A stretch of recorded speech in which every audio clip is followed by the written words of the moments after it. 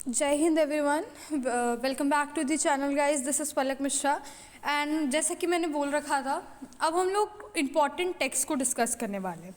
So this video is for BA third semester students. हम लोग Macbeth के important text को डिस्कस करने वाले हैं, जिसका एब्स्ट्रैक्ट आपको क्वेश्चन में पूछ सकता है। ठीक है, जैसे आपको पता है जो पैटर्न है 5 मार्क्स क्वेश्चन का, उसमें आपको एब्स्ट्रैक्ट दिया जाता है, जैसे एक्सट्रैक्ट ऑफ बुक्स की लाइन जैसे बोलते हैं।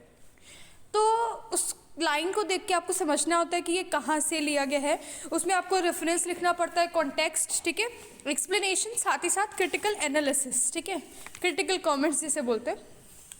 तो मैंने जो ये सीरीज चालू की है उसमें हम ऑल 44 टेक्स्ट को डिस्कस करने वाले हैं, जो कि इम्पॉर्टेंट है। समझ लीजिए 44 टेक्स्ट को हम डिस्कस करेंगे, छोटे छोटे टेक्स्ट हैं जो इम्पॉर्टेंट है एग्जाम के पर्सपेक्टिव से। So alright, let's get started with this. So ये मैकबेथ से है, आपको पहले ही पता है, लेकिन एग्जाम में मे बी आपको ना पता हो। तो देखिए, रेफरेंस में आप लोग लिखोगे this passage constitute Lady Macbeth speech in William Shakespeare tragic play Macbeth, या फिर आप ऐसे लिख सकते हो these lines are from tragic play Macbeth written by William Shakespeare. Simple. The attempt and not the deed confounds us. Hark, I laid their daggers ready. He couldn't missed. Had he not resembled my father as he slept, I haven't done. Basically इसमें होता क्या है ना कि जो lady Macbeth होती है वो बहुत ही इरिटेट हो जाती है जब उसका हस्बैंड बार बार पीछे हो जाता है मैकबेथ कि मुझसे नहीं हो पाएगा, मैं तो नहीं कर पाऊंगा।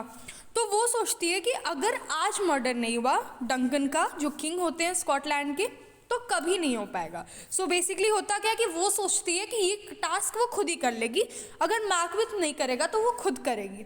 पर वो ऐसा नहीं कर पाती है, क्योंकि जब वो डंकन को देखती है तो उसको ऐसा लगता है कि वो डंकन जो है उसके फादर की तरह, मतलब जब डंकन सो रहे होते हैं ऑफकोर्स, तो जो जितने भी उसके बॉडीगार्ड्स होते हैं उसको उसने वाइन पिला दी होती है, शराब पिलाकर एकदम बेहोश कर दिया होता है, और उनकी जो तलवारें होती हैं उसको एकदम रेडी करके रखा होता है कि बस मैकबेथ आएगा, उन तलवारों से उसका गला काट देगा एंड उसको मार देगा।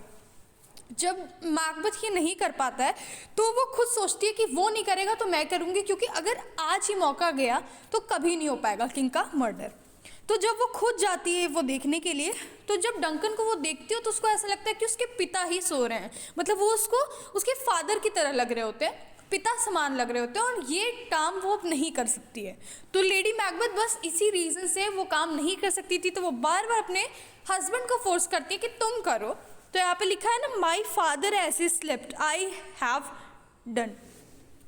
तो वो यही कहती है कि जो डंकन है वो सोते हुए मेरे पिता के जैसे लग रहे हैं और मैं ये काम नहीं कर सकती। अदरवाइज वो बिल्कुल रेडी थी, मैकबेथ को उसने रेडी कर रखा था, उसने सारी चीज़ें रेडी कर रखी थी, और उसको बस यही चाहिए था कि एक बार जो है मैकबेथ रेडी कर ले, वो काम कर दे, ताकि मैं बन जाऊँ द क्वीन ऑफ स्कॉटलैंड।